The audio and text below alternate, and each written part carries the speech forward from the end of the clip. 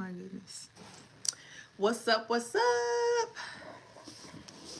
Hello, hello. I'm trying to move this out the way. I should have did this before I hit the live button. Like, why did I hit the live button and then decide to like get my straight? I'm just on here really quick because I've been making a lot of content lately about Airbnbs and just tips and good things and ways to make money, more money, capitalize, how to get good reviews. And so I really want to just go on here, and if anybody has any questions, like, please feel free to ask. Like, feel free to ask any question you'd like to ask. I'm here to answer those questions. I am here eating ice cream, so don't mind me. But if you have questions, feel free to ask. Here as of lately, I've been receiving every penny that comes into my business because I've been the one cleaning my units.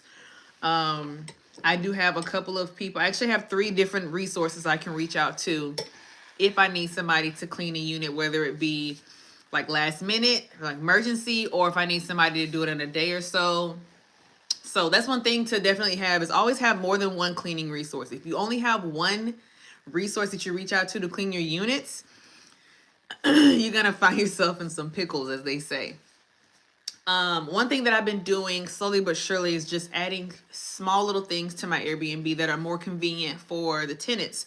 So everyone knows that on Airbnbs, you're getting a fully furnished place, and you're gonna have everything you need to be able to cook. You're gonna have cleaning utensils, cooking. You're gonna have extra linens. You're gonna have all these things to be basically like live, you know. And with that being said, I've added more things to make it more convenient for them to have a variety of things they can do. So for example, like I have seasonings, I have pots and pans. I actually even provide a little bottle of oil. I mean, I'm not providing like meat and stuff like that, but if they don't want to cook, but they want to bake, they don't have mixing bowls. They don't have a strainer. They needed to strain. So I have added those things slowly and but surely into my unit to see if it makes a big difference, if people use it, how often is it being used. One big hit, and I looked this up on YouTube actually, and it ended up turning out to be a big hit for my Airbnb. I don't know why I call it a big hit, but people like the hot water kettle. Like somebody was saying that the number 2 item, the top 2 items that people complained about their Airbnb not having was a rice cooker and what did I just say? I just said it. The rice cooker and the freaking other thing I just said. Oh my God, my mind just went blank. Sorry about that. If you have any questions, or if you want to know anything about this business, I'm here to help you. I'm not teaching anything. I'm not doing courses, nothing like that. I'm just here to give out tips and help you guys out, throw out some resources and things like that. If you start your own business, because I did reach out to somebody in order to get started myself. And believe it or not, I have an Airbnb now, and I am super proud of myself. It's been, maybe 2 months now. But you guys, do you know how long it took me to get to the 2-month ago mark? I've been looking for an Airbnb space for like 6 months, like real life 6 months, like calling, emailing, marketing door to door, just all of that. I had to do it multiple times. And after all of that is said and done, I just randomly one day was somewhere and saw an apartment complex that had all of these signs all over it. New apartment complex, now leasing, come and join, move. It was just like OD, move in. And the apartment complex was really nice. So I pulled over, I called. I'm like, hey, do y'all do Airbnbs in your units? And she's like, yes, where are you? Can you come see one now? I can show you one right now. We can get you an application. We have this deal, we have that deal. And I'm like, whoa. But it ended up working. It really happened just that fast. And I wasn't expecting it. But I guess it's a good thing that I didn't give up on finding an Airbnb. I knew somebody was going to say yes. And that's all it takes is one yes, y'all. One yes. And with this one yes, with this apartment complex I have the leeway to get as many Airbnbs as I want in this complex. She's already given me the green light. Like, she's waiting on me The manager at that, the manager is waiting on me. She's waiting on me to get more apartments, and she's gonna give me deals. One thing that is good about this Airbnb space is if you are a people person, use those skills to the best of your ability. I'm really big on giving gifts. I'm a gift giver. It doesn't have to be something immaculate and large. It could be a $5 gift card, just thinking about you. Hope you have a good day today. So I feel like me creating this business relationship with this apartment complex and management at that, you want that. That is what you want. You want those type of relationships, because those are only going to take you to the next level with your Airbnbs. What if this company that has allowed you to utilize Airbnbs in their apartment complex, what if they're building an apartment complex 20 miles away in the next town? And they're like, hey, if you want to do Airbnbs there, so you never know opportunities that you can create from just having conversation, being nice to people, saying hi, you know what I'm saying? Drop off some donuts at the office. You guys so much. It's been great working here with you guys. You've made it easy for me to run my Airbnb business here. Because let me tell you something. I had so many no's. I grew another nose. So many people, and some of them people, they might as well have said hell no to my face, because they just were like, you're not doing that here. It's not going to happen. And I'm like, Houston is an extremely huge city. I'm going to find somewhere. Somebody's going to tell me yes. And at this point, after looking in the places that were the best locations and all of that, I was like, you know what, let me just find places. So that's when I started to spread out and call a bunch of different other apartment complexes and real estate companies and stuff like that. So you have to just keep going. Don't give up. Let's see. Tanya, thank you for doing this live. We constantly getting turned down. What is I say to get a yes? So this is what you do. When you go to an apartment complex, go to a desperate one. Okay? The one that I'm with is desperate. And let me tell you why. Nothing's wrong with the complex. This is a brand new complex. This was built last year. So this is a very, very nice apartment complex. I'm not going to ever start an Airbnb in a dump. Okay? Let me actually show you some pictures before I get started on what I was going to say. Like, this is the apartment right here. And I even stole some of the pictures from the complex. Like the swimming pool photo. I stole that. I stole this photo of their little area where you can, the workout center, fitness center. I think that's where you can sit and chill at and all of that. And then I have other photos here. Look at that. Look at the view. You know what I'm saying? So it is a very nice complex, but this is the key to getting that yes. Okay. You ready? You taking notes? Okay. So, and this is what I learned from a mentor of mine. Shout out. So, anyways, when you're looking for an apartment complex, the newer the complex, the better. You want to go find those brand new apartment complexes that, like I just described at the beginning of my live, flags everywhere. Everybody move in. We speak Spanish. We speak French. We speak Caribbean. Brand new apartment complex, great views. When you see all those big flags and they're like for rent, and they need tenants, and it's a new complex, that is going to be a really good place to go. You want to know why? Because they're desperate. Someone has invested in this apartment complex and spent a lot of money to get it full of residents, because they're expecting for it to be full and to make this amount of income. They can't get there until it gets full. So people like me and you who want to start Airbnbs,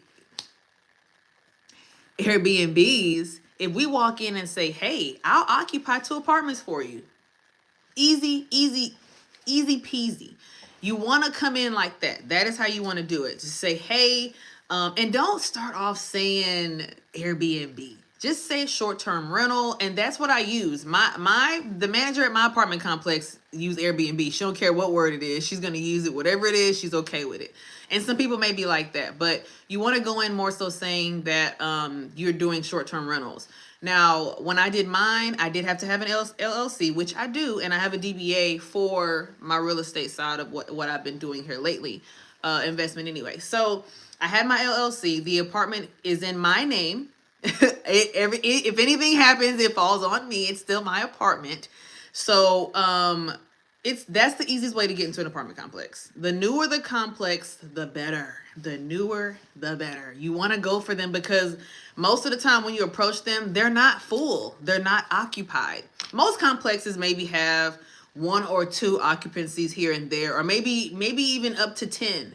But when you're talking about a brand new apartment complex that may have half of the entire complex full, they want to fill these rooms up. They have to make their money back. These investors have to make their money back.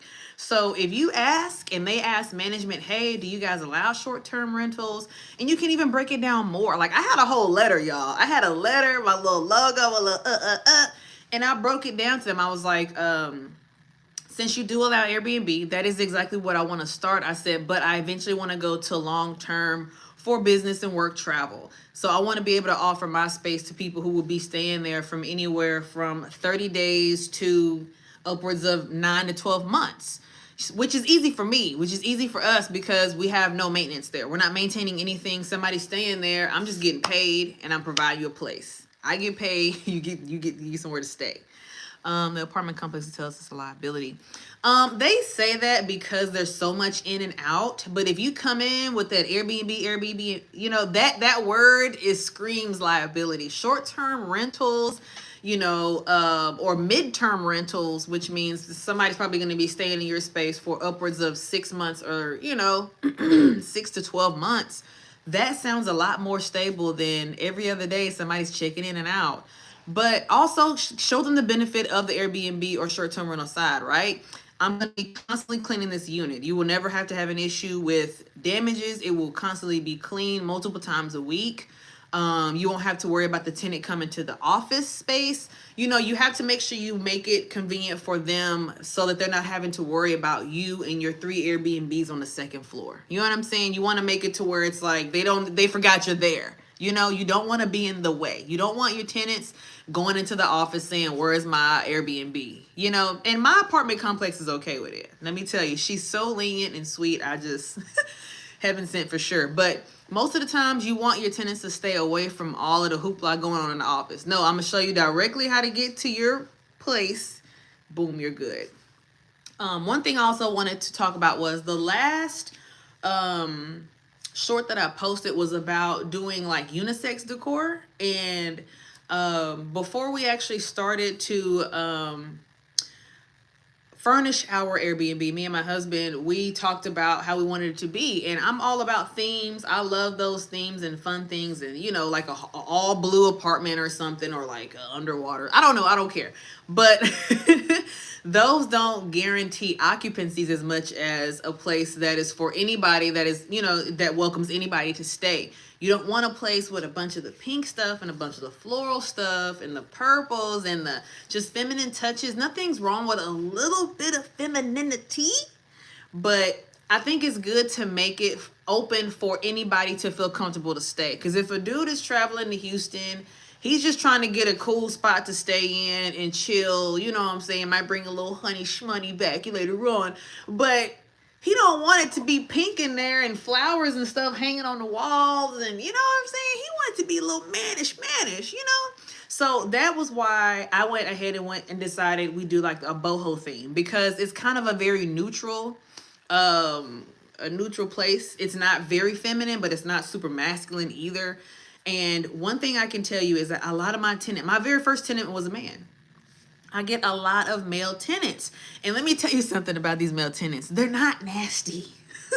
Men are really like low key and low maintenance. Like it seems as if they don't want to touch anything to break it almost. I don't know. I don't know if it's my unit only, but I get a lot of really good tenants, and male tenants, they're not cooking. Number one, they're not cooking. Okay. So the kitchen is going to be easy to clean. You may see some spots on the toilet. That's probably going to be about it. Like they don't really make a big mess. You know what I'm saying? So it's always easy to clean up behind them. It's never been an issue. But I will say, with the quality that I bring in my Airbnb, meaning that I make sure it is sparkling clean, everything is extremely organized and in its place, facing forward. I think people respect my apartment more and decide not to do something stupid or steal something or ruin something or break something. You know what I mean? Because you're in a nice place. You want to take care of it. You know what I'm saying? And so I think a lot of people approach my apartment and say, "Oh, wow, this is nice. I don't want to mess anything up." You know what I'm saying? And then on the other hand too, I guarantee them like, "Hey, if you had a 5-star experience, I'll definitely give you a 5-star for give you 5 stars for being a 5-star tenant." So it's just you know, you have to kind of just embed it in their head with the review thing too. A lot of reason for my 5 stars is the little things that I do. So I provide shampoo, conditioner, and body wash. Okay. Now I don't do it like ghetto and leave some bottles in there and it's like, yeah, you on your own. Because to me, somebody could walk in and feel like this is not what the Airbnb provided. Somebody left this behind, you know? So I don't want to ever give that impression. But I also provide like feminine products, tampons, pads for the women. I have a bath fizzer. I leave a bath bomb. Sometimes I leave a bottle of wine. I leave hella snacks. Like I leave maybe 2 bags of chips, pretzels, Gushers, a pack of noodles. I left a bunch of hot chocolate packets, you know, because it's like super cold right now. It's like freezing out here. And somebody swiped my stuff out. And then another hit that I've left that people are utilizing is my coffee, of course, but I leave a variety of coffee. And then tea. Like I have different types of tea for like your throat or for like positivity tea, you know. But I think people just like to have that little bit of extra something. It just makes them feel like somebody thought of them or that this Airbnb person, this host really cares about their Airbnb and who's in it. Does anybody have any questions? Anything they want to ask? One thing nobody talks about are a lot of the hidden fees, because I just spent some money on my Airbnb yesterday that was unexpected, but it was my fault, so whatever. Some of the hidden fees could be renter's insurance. Now, as much as you're like, man, that's like $5, $10, $20 a month. Yeah, it still is an expense that is added to your other expenses that you're paying for every month for your Airbnb. So always remember renter's insurance and always have it. Don't not have that. Whatever apartment or whatever unit you have, always have some type of coverage of your own. Okay. So there's renter's insurance. And then there's your Wi-Fi. You got to pay for Wi-Fi every month. You're offering it to them. I'm not giving cable. I'm not offering you HBO or Stars. But if I give you some Wi-Fi, I have 2 smart TVs in my unit, and you can do whatever you want on there. So people use the YouTube on there. They use YouTube TV on there.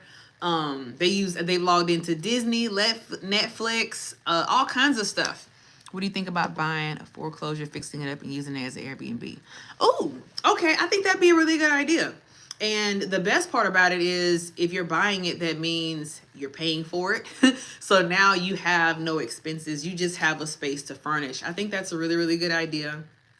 But one thing I will tell people not to do that I did the first time around that I won't do again is don't go in financing things. So for this first time around, I don't have furniture just laying around. So I went to a furniture store and got some.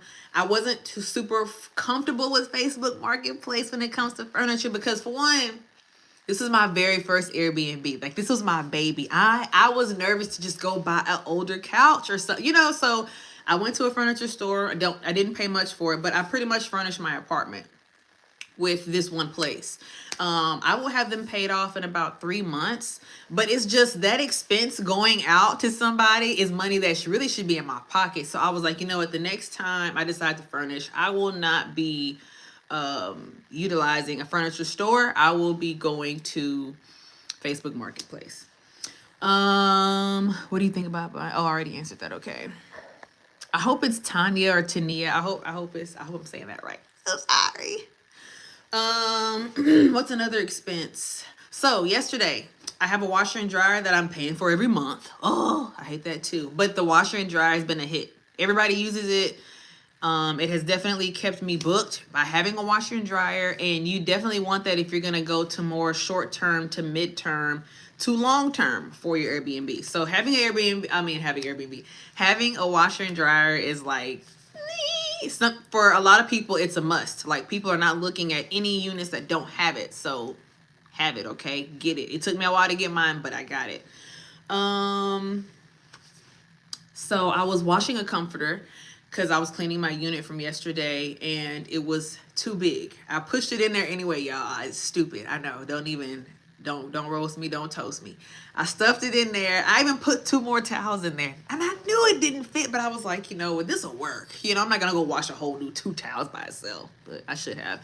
So when I took it out, it was ripped, ruined on the end. And it honestly was not that bad, but it was bad enough for me. Like, I would hate to come into an Airbnb and see a comforter set that's like ripped and torn, because now I feel like you don't care that I see that it's messed up, or an animal did this, or, you know, it's no telling what could have happened. But to me, it just looks sloppy, y'all. Like, and I don't like for my Airbnbs to have no sloppiness to them. So I had to go ahead and change it out and get a new comforter set and all of that. And then I had a sheet too, and I don't know if it was just bleached wrong, but there was some kind of weird little see-through in the sheet, and I was like, should I keep this sheet? Should I get rid of it? Should I go ahead and put it on the bed? And I was like, you know what? No.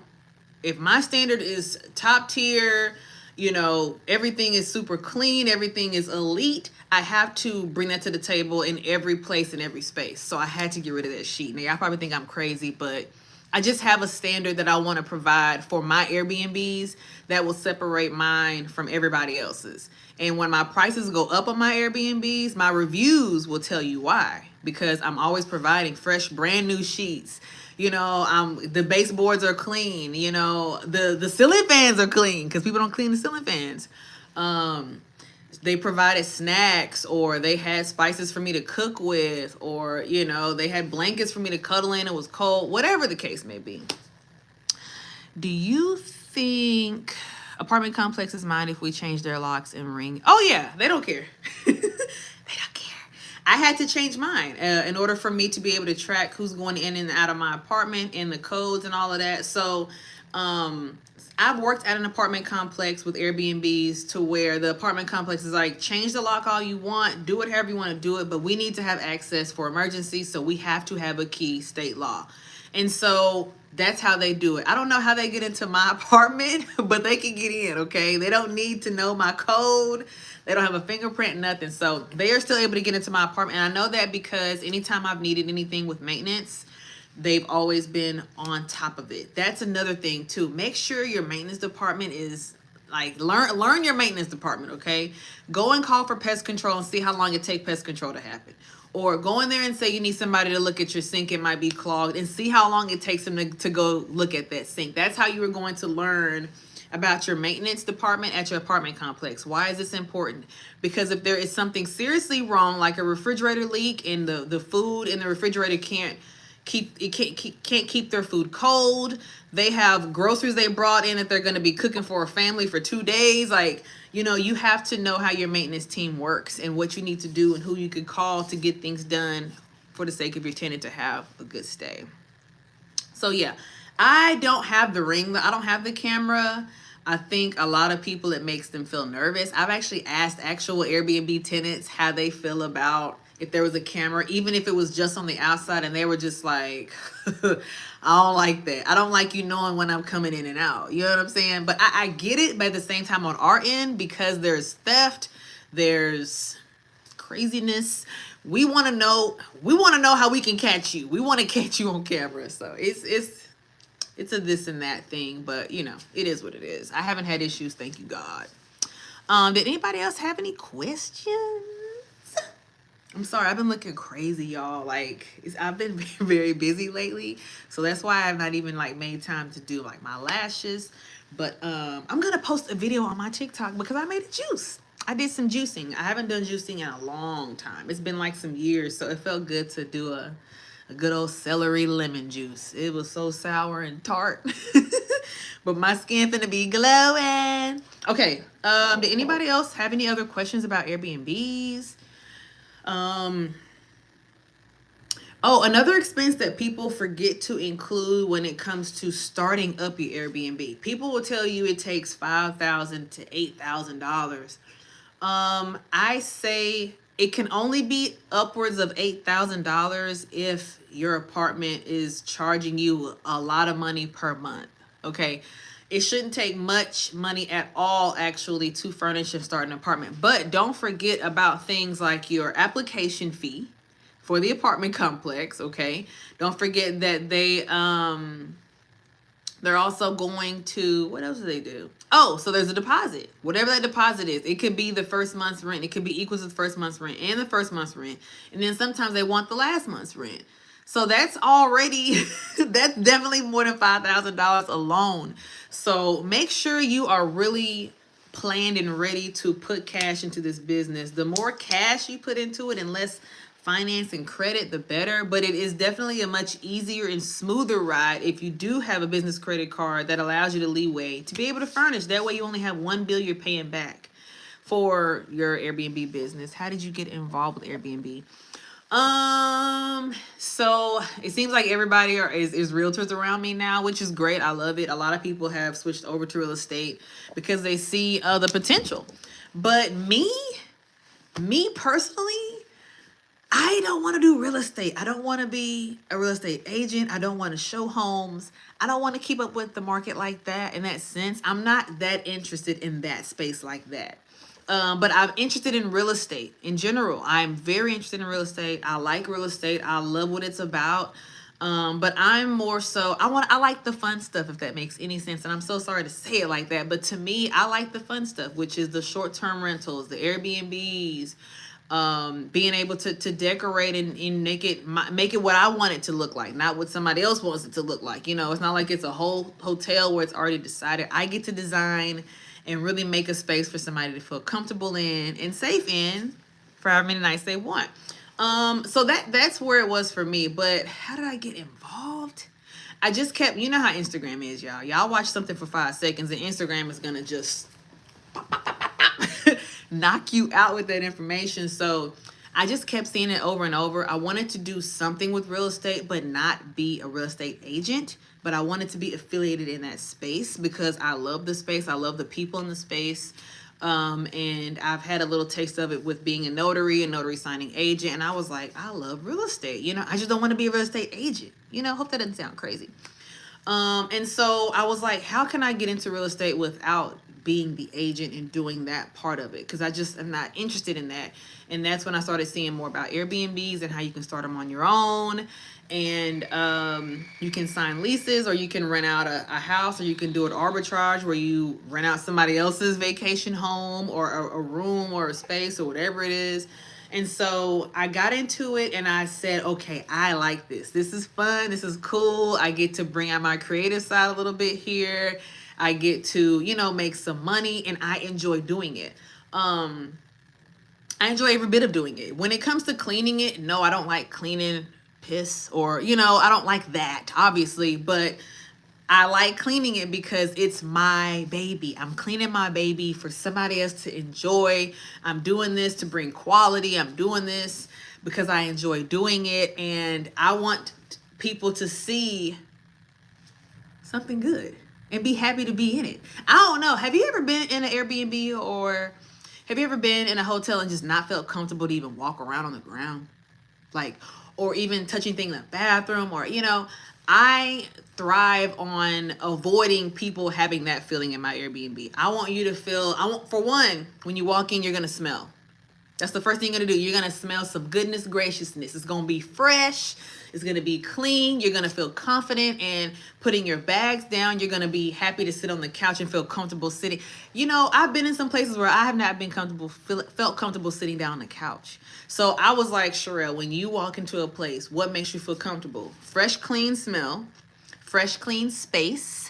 You know what I'm saying? And a lot of people, what they do, and it's fine because I have nothing to hide, they rip all my sheets off my beds. They pull out all the towels and shake them out. Do all you got to do, because you're not going to find nothing but quality, okay? So that is why I really thrive on putting a lot of attention to detailing things, the way I roll the towels. Certain towels I will use, certain towels I will not use. There's just certain things I will and will not do. Certain things I want to be I want the bed to look immaculate when you walk in. I want you to feel like you just want to jump and dive on the bed when you walk into the bedroom of my Airbnb. So like I said, I really do pay attention to detail when it comes to stuff like that. And then I provide the toiletries. If you forget your toothbrush, your toothpaste, I got you. If you need some makeup wipes, I got you. If you need your feminine products for your cycling on flow, I got you too. So I try to be thoughtful in that way too. And then, like I said, I have a washer and dryer. I provide bleach. I provide detergent and dryer sheets. Okay. Okay. And you can take the little bottle with you. You can take the little sample bottle with you. So I try to make it as convenient as I can, and I want people to feel as comfortable and safe as they can. Because I know as a woman, as a young woman, I am married, but there's times when I'm not always with my husband. So I want to feel safe wherever I'm at, especially wherever I'm laying my head. So that got way off of the question that you asked me. But that is how I got into Airbnb. I wanted to be in real estate, but not be a real estate agent and sell real estate in that space. Now, business development, I am very, very interested in. I'm going to definitely start poking my nose into that a lot more and see what it is. But that is my current side hustle that I'm doing right now. Like I said, Airbnbs are a lot of fun. I love doing it. I love decorating. I love finding little things that I can put in there. Love finding little crosswords and little books and puzzles and things and game boards to put in there that are pretty fun. So I just try to make it a little bit of an experience. You know what I'm saying? But I eventually want to take it to another level. So we will see. One day we will see. We will see LoveLee properties on the next level. One day, very, very soon. It's gonna happen. If you have any other questions, can I put a comment in here or what? How do I chat? I was going to leave my email in here so that you guys, I don't want to create a poll, so that you all can what? I guess I can't comment in here, y'all. Dang, I thought I was gonna be able to comment. Anyways, I was gonna say to email me if you have any questions about starting up your own Airbnb. Like I said, I'm not a mentor or a teacher, so it's like I'm not trying to do all of that. But if you need a little tip here and there, or a little bit of help with something, or you're confused, I got you. I'll answer some of your questions. But you can email me at loveleeproperties@gmail.com. That's LOVELEE properties, PROPERTIES @gmail.com. Last question, how do you deal with theft? So I reported it once. Somebody, what did they take? Oh, somebody took my rice cooker. Oh, Lord. Do y'all know how hard, how happy I was to have it? And then I go in and that is why you have to micromanage, y'all. Early on with your Airbnbs, you got to micromanage. And then you got to find cleaners that you can trust to micromanage as well, because you have some shit missing and not even realize it's gone. So somebody stole my freaking rice cooker. I cannot believe this. I didn't even tell nobody. So I go in and clean the apartment, and I looked everywhere, and normally the rice cooker, I leave it in a box. I left it in a box, okay? So I'm thinking, I see the box, I see the toaster, it's there, right? So I clean the apartment, someone stays in it, clean it again, because that person did a lot of cooking. They had a lot that, like, the smell was so like pungent, like it was very hard for me to get the smell out of my apartment, honestly, and that really anyways. So I cleaned it like twice after that one time, and that third time that I cleaned it, I realized, oh my gosh, this is just an empty box. So I'm looking everywhere in all the shelves and the cabinets. I looked in that entire apartment before I messaged or said anything to anybody. So of course I messaged the last tenant, hey, I noticed that the rice cooker is missing. Did you misplace it, or did you place it somewhere else? And she's like, I didn't use no rice cooker. I didn't cook. I didn't know you had one. Thank you. Sorry about that. The next tenant messaged them. They didn't respond. So I go to Airbnb support. They have the best support you can ever imagine. And they are very thorough with their decisions that they make, like down to the T. So watch what you say and watch how you go about doing things, because your words can screw you over with Airbnb support. But I will say I love Airbnb support. I am a huge advocate. I will always go to them with anything going on. If you have something that's missing, if you have a towel that was damaged, or if you have a towel that's missing or anything like that, they will make sure you get your money. That is their first priority, is to make sure you get your money back. If you find out who it is, they give you 24 hours for that person to respond and say, hey, that wasn't me, or hey, I'm so sorry, I have the rice cooker. If they don't respond, guess what? That tenant's gonna owe me the money I paid for that rice cooker. So I just looked it up online, what it costs. I typed up in there like, hey, it's on Walmart at this price. This is what I paid for it. Luckily, I had a receipt for it still, so I had screenshot a receipt too. But with all that being said, I got paid. Even though the tenant didn't respond back to me, Airbnb support paid me, reimbursed me my money for my rice cooker. Thank you so much, Airbnb support. I really appreciate you guys.